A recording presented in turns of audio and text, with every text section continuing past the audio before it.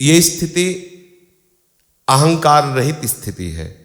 ये कोई साधारण स्थिति नहीं। जैसे उदाहरण में कह दिया गया बिल्ली के बच्चे की शरणागति, तो ये कोई साधारण शरणागति नहीं, असाधारण शरणागति है।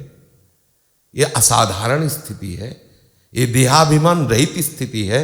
बिल्ली के बच्चे की तरह प्रभु के आश्रित होकर पड़ जाना। अब हम ये देख रहे हैं क्या हो रहा है।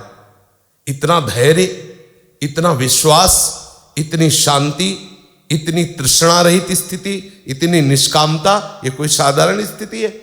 कहने को तो शब्द में ऐसे बोल दिए हम कि बिल्ली के बच्चे जैसा हमें बन जाना है। इसे कहते हैं निर्भरा भक्ति। निर्भरा माने कहीं कोई अन्य आश्रय नहीं, अन्य बल नहीं, अन्य चिंतन नहीं, बस इतना। ये विश्राम स्थिति है।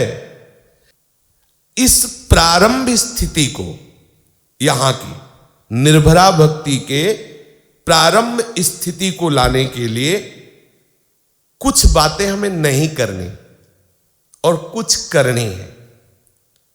ये सिद्ध महाभागवत महापुरुषों के वचन हैं। इसमें वर्णन करते हैं, यदि आप भगवत चरणारविंद के पूर्ण आश्रित होना चाहते हैं, शरीर से, हृदय से और वचन से, तो आप इन नियमों का अपनी दिनचर्या में पूर्ण रूप से त्याग कीजिए। ये जो सूत्र बताए जा रहे हैं, इनका पूर्ण रूप से त्याग कीजिए, इनको मत कीजिए। नहीं तो लक्ष्यच्युत करके ये सर्वनाश कर देने वाले सूत्र हैं। लक्ष्यच्युत, जो हमारा लक्ष्य है प्रभु के चरणों की निर्भरा भक्ति प्राप्त करना। सर्वनाश का तात्पर्य होता है बुद्धि का नाश हो जाना। यहां कहते हैं यदि आप इन बातों को त्यागेंगे नहीं तो आप लक्ष्यच्युत हो जाएंगे, आपका सर्वनाश हो जाएगा। लक्ष्यच्युत होना ही सर्वनाश है, विपरीत बुद्धि होना ही सर्वनाश है। बुद्धि का भ्रष्ट हो जाना अर्थात प्रभु के चिंतन से रहित होकर विषय चिंतन होने लगना, यही सर्वनाश है। ये सर्वनाश की स्थिति के लिए सबसे पहले है जो विषयों का चिंतन करते रहते हैं, जहां बैठे या चेष्टा जो भी कर रहे, उसमें अंदर अंदर 5 ज्ञानेंद्रियों के द्वारा मन सहित जो भोगे जाने वाले विषय हैं, यहां उनकी बात हो रही। जो 5 ज्ञानेंद्रियां हैं, मना खष्टान इंद्रियाणी प्रकृति स्थानी कर सती। हमारे मन में जो 5 ज्ञानेंद्रियों के संयोग से विषय भोगने की प्रतिपल चिंतन वृत्ति होती है, उसे कहते हैं ध्यान। मन में नेत्रों के द्वारा ये देख लें, श्रवणेन्द्रिय के द्वारा ये सुन लें, घ्राणेन्द्रिय के द्वारा ये सूंघ ले, रसेंद्रिय के द्वारा ये चख ले, और आदि आदि त्वगेंद्रिय के द्वारा, उसी में सब भोग सामग्री आ जाती है। शब्द, स्पर्श, रूप, रस, गंध, इन्हीं में पंचतन मात्राओं में ही सब विषय संसार के आ जाते हैं। जो असावधान साधक, अल्पज्ञ साधक, प्रमाद युक्त बुद्धि वाला साधक एकांत में या समाज में रहकर केवल विषय दर्शन, विषय चिंतन, विषय भाषण, विषय भोगने की चेष्टाएं, उसका सर्वनाश हो जाता है। क्योंकि विषय चिंतन से विषय संयोग की प्रबल लालसा होती है और विषयी पुरुषों के संग से हमारे हृदय में विषय भोगों की कामना दृढ़ हो जाती है। कामना दृढ़ होने पर यदि कामना की पूर्ति हो गई तो लोभ प्रकट होता है जो बुद्धि का सर्वनाश करता है, या क्रोध प्रकट होता है जो स्मृति और बुद्धि का सर्वनाश कर देता है। दोनों में हानि है। कामना की पूर्ति से लोभ होता है, कामना की अपूर्ति से क्रोध होता है। तो अगर क्रोध हुआ या लोभ हुआ, दोनों भगवत स्मृति रहित करके आपकी बुद्धि को भ्रष्ट कर देंगे। इसलिए इस निर्भरा भक्ति को प्राप्त करने के लिए सबसे पहले उपासक को इस बात पर सावधानी रखनी है कि वो विषय चिंतन, विषय दर्शन, विषय संभाषण मतलब विषय के विषय में वार्ता करना और विषयी पुरुषों का संग करना, ये आपके लक्ष्य से आपको हटा देगा, आपका सर्वनाश कर देगा, इसलिए सावधान। अब आप देखिए एकांत में आप क्या चिंतन करते हैं। उपासक का सदैव डबल चिंतन होता है, क्योंकि वो सिद्ध नहीं हो गया है। विषय चिंतन घसीटेगा उसको, पर वो साथ में नाम चलाएगा, साथ में विपरीत चिंतन उसके डालेगा। उसके अनुकूल चिंतन, जैसे विषय चिंतन हो रहा तो उसके अनुकूल चिंतन वो नहीं देगा, विपरीत चिंतन देगा। गुरुदेव ने मना किया था, शास्त्र ने निषेध किया है, अब वो जलन पैदा करेगा। वो जो वृत्ति हमारी विषय चिंतन के लिए हमें घसीट रही थी, तो ये जो विषयी पुरुष होते हैं इनको वो युक्ति पता नहीं होती, इसलिए उसको वो अनुकूल चिंतन देने लगते हैं। अनुकूल चिंतन देते हैं, संकल्प बनता है, क्रिया बनती है, वो संस्कार कर्म बार बार भ्रष्ट होते रहते हैं। उनको पता ही नहीं लगता कि हम भ्रष्ट होते हैं, जैसे गिरे हुए व्यक्ति को पता ही नहीं लगता वो गिरा हुआ है। मानव उपासक का विषय चिंतन बनता है, लेकिन वो केवल विषय चिंतन नहीं बनता, उसमें क्रॉस चिंतन उसका रहता है। पहली बात तो निषेधात्मक मूल वृत्ति रहती है उसके अंदर, ये गलत है। दूसरी बात, शास्त्र और गुरुदेव ऐसा मना किए हुए हैं, इसलिए मुझे ये वस्तु तो भले मन कह रहा है, प्राप्त होने पर मुझे इसे स्वीकार नहीं करना है, ये उसके मूल में बैठा है। और वो बार बार नाम चलाता है, बार बार मंत्र चलाता है, बार बार वो कोई न कोई भागवतिक बात चलाता है, जिससे उस विषय चिंतन की जो सामर्थ्य थी उसको नष्ट करने वो खत्म हो जाती। इसलिए उपासक को ये ध्यान रखना ये नहीं है कि उसका विषय चिंतन होगा ही नहीं तो उपासक कैसा, साधक कैसा? वो तो सिद्ध पुरुष है, जिसके मना स्थिति में केवल प्रियालाल है, विषय की तरफ स्फुरना ही नहीं, वो तो सिद्ध पुरुष है। साधक का होगा विषय चिंतन, पर ध्यान रखे सीधा विषय चिंतन को सपोर्ट करना अपना सर्वनाश करना है। स्वाभाविक संस्कारवश दुर्वासना मम सदा परिकर्षयन्ति, दुर्वासना खींचेगी, लेकिन हमको उसका विरोध करना है। विरोध कैसे करना है? शास्त्र सूत्रों से, गुरुदेव के वचनों से, नाम से, मंत्र से, कीर्तन से, भगवत चर्चा से। यह सबसे बड़ा सावधानी का पहला सूत्र है निर्भर भक्त के लिए। दूसरा, उसको व्यवहार में सावधानी रखनी है कि बड़ी बड़ी सभाओं में, समितियों में, जिनमें एक दूसरे की निंदा, एक दूसरे को नीचा दिखाना, एक दूसरे के सिद्धांत का खंडन करना, जहां ऐसी सभा हो, जहां ऐसी समिति हो, बिल्कुल वहां शामिल नहीं होना। ये निषेधात्मक सूत्र है, नियम है, जिनका आप निषेध कर देंगे तो आप निर्भर भक्ति को प्राप्त हो जाएंगे। पहला, विषय चिंतन को, विषय श्रवण को, विषय संभाषण को, विषय चेष्टा को, विषय दर्शन को हमें त्यागना है। दूसरा, हमें उन सभाओं में 5 लोगों की भी सभा होती, 5,000 की भी सभा होती, 5 लाख की भी सभा होती, अगर हम 4 बैठे हैं और उसमें विषय आकर्षण संबंधी, किसी की निंदा, किसी की अवहेलना संबंधी वार्ता हो रही, वो 4 के बीच में हमें उठकर खड़े हो जाना चाहिए और तुरंत वहां से चले जाना चाहिए। बिल्कुल नहीं देखा, यह सबसे बड़ा अपमान होता है उस सभा का। यदि आप खड़े हो जाइए और चल दीजिए तो उस सभा का अपमान हो गया। जो सभा में किसी वैष्णव की निंदा हो, भगवत नाम, भगवत रूप, भगवत धाम, भगवत लीला की अवहेलना हो रही हो, या भगवत चर्चा ना हो रही हो, केवल प्रपंच वार्ता हो रही हो, विषय वार्ता हो रही, कोई भी कर रहा हो, सभा में प्रणाम मुद्रा में हो करके चल देना चाहिए कि हमें ऐसी सभा का सेवन नहीं करना, और वैसे जाना भी नहीं चाहिए, नहीं जाना चाहिए, क्योंकि हमें कहीं ना कहीं राग द्वेषात्मक बातें सुनने को मिलेंगी जो हमारे बिल्कुल अंतःकरण के विपरीत है। हमारा अंतःकरण निर्भर होने जा रहा है। समझो, हम सामर्थ्यहीन होकर के, बलहीन होकर के सबके चरणों की वंदना करने वाले बनने के मार्ग में चल रहे हैं। सबके तृणादपि सुनीचेन, तृण से भी हमें नीचा होना है। तो हम किसी की निंदा स्तुति सुनकर क्या करेंगे? हम किसी के सिद्धांत के खंडन मंडन की बात सुनकर क्या करेंगे? वाद विवाद ताने।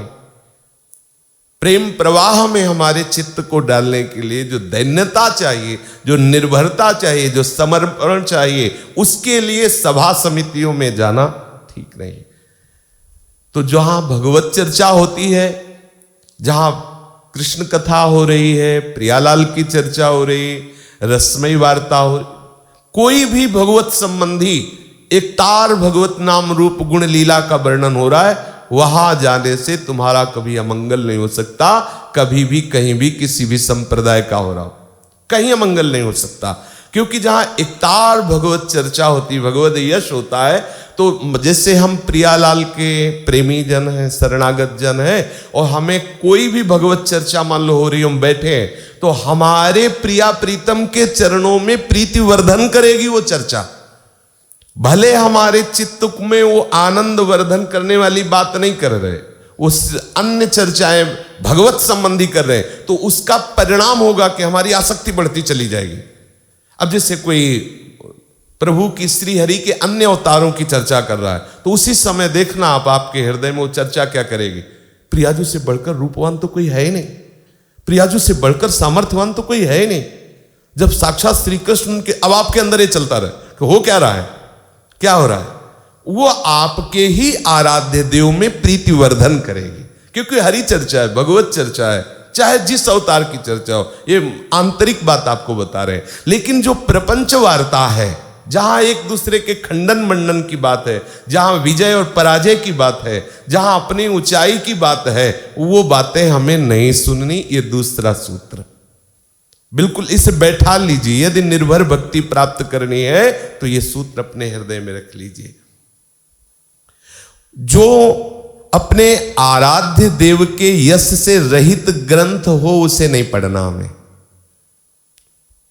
समाचार पत्र से लेकर के अन्य सांसारिक कहानियों से लेकर के हमें शास्त्रों तक,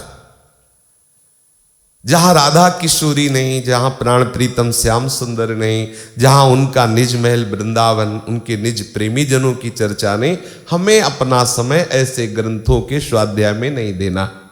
चाहे वो व्यवहारिक हो, चाहे वो परमार्थिक हो। भगवत रसिक जी कहते हैं, परमार्थ व्यवहार बनो कि ना बनो। क्योंकि हम निर्भर भक्त, हम निर्भर श्यामा श्याम के चरणों में पूर्ण आश्रित होने की तैयारी कर रहे हैं। तीसरी बात, साधना में, उपासना में जो गुरुदेव ने आपको दिनचर्या दी है, जो मंत्र दिया है, जो पाठ दिया है, जो सेवा दी है, उसमें आलस्य नहीं होना चाहिए। स्वास्थ्य या किसी परिस्थिति, बस समय का परिवर्तन हो सकता है। सुबह के 8 बजे की जगह शाम के, रात्रि के 8 बजे हो सकता है, लेकिन उस साधना का उल्लंघन नहीं होगा, उस नियम का उल्लंघन नहीं होगा। समय परिवर्तन हो सकता है किसी परिस्थिति के कारण। आप जो प्रातःकालीन की सेवा दिनचर्या है, उसे आप रात्रि में कर सकते हैं, दिन में कर सकते हैं, पर आप उसका उल्लंघन नहीं। अगर उल्लंघन करते हैं तो आलस्य है, वो प्रमाद है, और ये आलस्य प्रमाद आपकी जो भक्ति की परिपक्व अवस्था, निर्भरता है, वहां पहुंचने में बाधा पहुंचा देगी।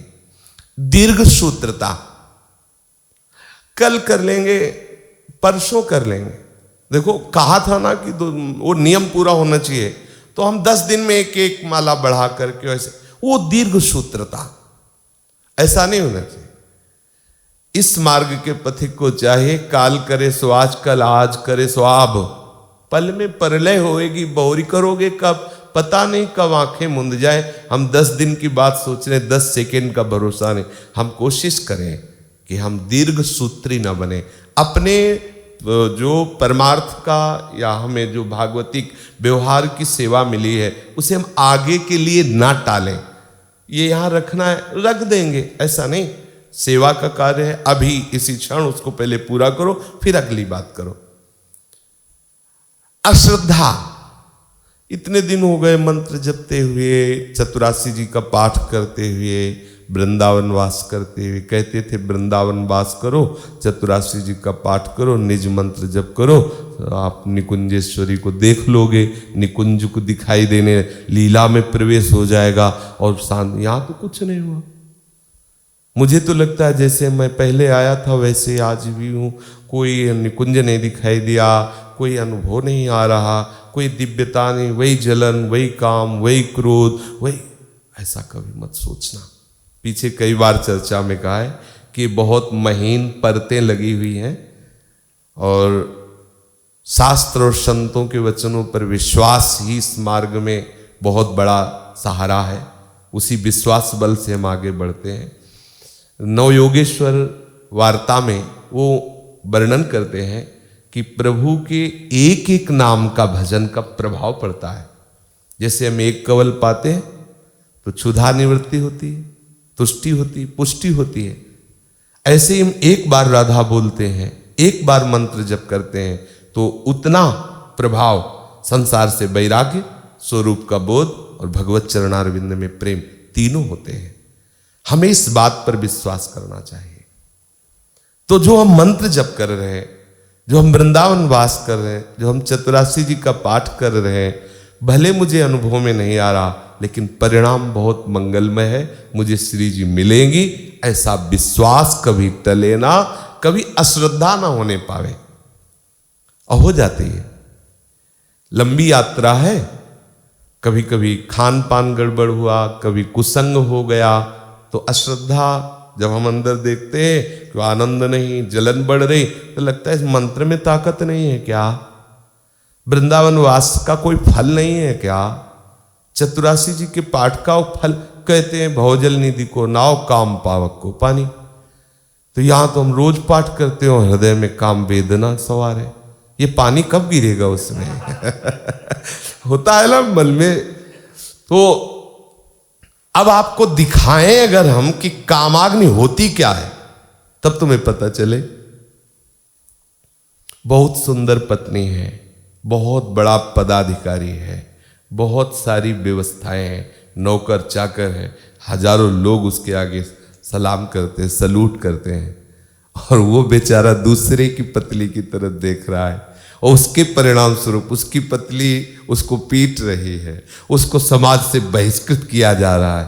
कि मतलब अगर काम लीला को आप देखो ना तो आपको पता चलेगा कि पानी नहीं, यहां वर्षा हो रही है। ये तो छुटपुट, जैसे तवे में पानी डालो ना तो फिर धुआं निकलता है, ये तो धुआं है, आग तो बुझ गई है, आग तो बुझ चुकी है।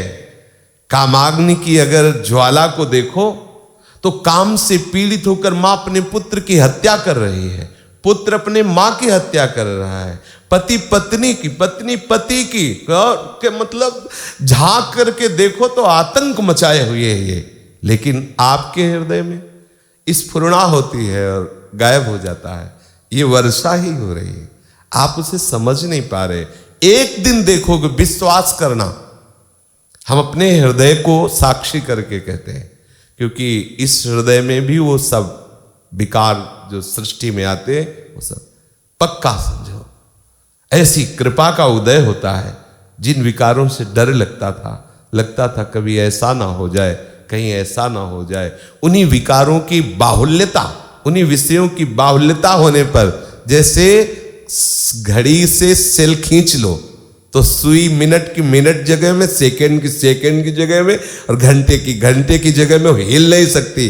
ऐसे ही शक्तिहीन काम क्रोध आदि हो जाते हैं जब प्रियालाल की कृपामयी दृष्टि पड़ती है। विश्वास कर लो, विश्वास से ही आगे बढ़ोगे। बिल्कुल धैर्य पूर्वक हमारी बात को बैठा लो। इस हृदय में भी काम क्रोध आदि जैसे आपके हृदय में, वैसे ही जैसे आपको संसार प्रिय लगता है वैसे मुझे भी प्रिय लगता था। लेकिन देखा, गुरु कृपा देखी है, वाणी जी की कृपा देखिए, किशोरी जी की गोरे चरणारविंद की शीतलता देखिए, और फिर आश्चर्य हुआ कि इसी से तो डरता था।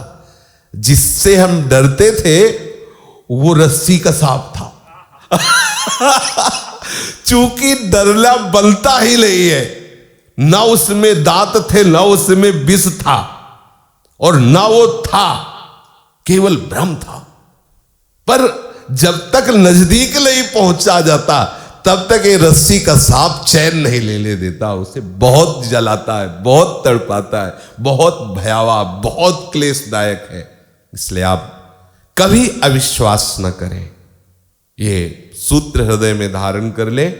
आप जिस मार्ग में चल रहे हैं, मार्ग में क्या चल रहे हैं, आप जिस लिफ्ट पे बैठे हुए हैं क्योंकि मार्ग में चलना एक अलग शब्द हो जाता है और निर्भरा भक्ति की व्याख्या हो रही, इसलिए आप जिस लिफ्ट में बैठे हुए हैं ये सीधे निकुंज वाले फ्लोर में खुलेगी जाके ये बीच में उपद्रव करोगे तो खटपट में परेशानी होगी, बकाया है खुलेगी नहीं।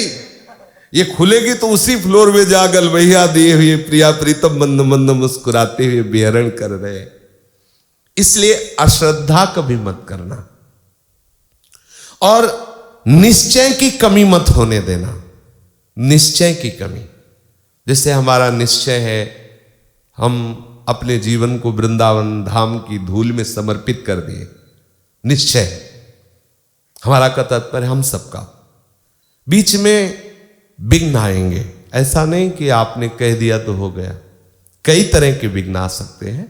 मानसिक विक्षेप आ सकता है कि छोड़ो यार क्या वृंदावन। शारीरिक विक्षेप आ सकता है, चलो बंबई चल लो, नहीं पर ऑपरेशन होगा तभी आप ठीक होगे। ऐसे विक्षेप आ सकते हैं। आपके निश्चय में कमी न, ध्यान रखना इस बात को। हमारा दृढ़ निश्चय होना चाहिए, ये जीवन हे कृष्ण, हे करुणामय, हे प्रियाजू, हे वृंदावन धाम आपको समर्पित है। क्योंकि बहुत तरह के विघ्न, लंबा सफर है, बहुत तरह के विघ्न आएंगे, सुखद और दुखद। आपके निश्चय में कमी नहीं होना चाहिए, तो आपके हृदय में निर्भरा भक्ति का जो प्रभाव है वो प्रकाशित होने लगेगा। अगली बात है कि आप अपने पक्ष को रख सकते हैं अपने प्रियजनों के बीच में, लेकिन अपने पक्ष को ही लेकर के आप शास्त्रार्थ तर्क आदि करें, यह स्वभाव आपके जीवन में नहीं होना चाहिए।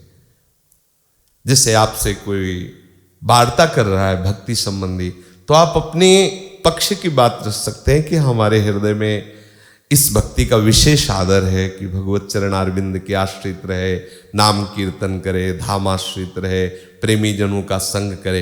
अब कोई इसका खंडन करे तो हमें नहीं खंडन करना, दोबारा हमें अपनी बात गुप्त कर लेनी और प्रणाम करके चल देना है। अगर कहीं सभा में या कहीं प्रेमी जनों के बीच में अपनी बात रखनी पड़े तो बात रखना निषेध नहीं है, लेकिन अपनी बात को हठपूर्वक मंडन करने के लिए फिर शास्त्रार्थ या वाद विवाद में उतर, ये नहीं होना चाहिए आपके जीवन में। वैसे उचित है मौन का आश्रय ले, अपने हृदय की बात गुप्त रखे, और जब तक कोई विशेष श्रद्धालु या प्रेमी जन न मिले तब तक अपनी बात न कहे। पर यदि कहना भी पड़े तो हठपूर्वक अपनी बात न रखे, वो उसको समझने ही नहीं दे, अपने को गुप्त कर ले, अपने को दैन्य कर ले, अपने को उससे नीच कर ले। अपने को संत समझना और दूसरे को असंत समझना, ये निर्भरा भक्ति में कलंक है। मैं भक्त हूं और ये अभक्त है, या मैं बहुत उत्तम कोटि का उपासक हूं, ये उस कोटि का नहीं। ऐसी धारणा ये बहुत अपने लिए जो अपना मार्ग है समर्पण का, इसमें बड़ी हानिकारक वृत्ति है।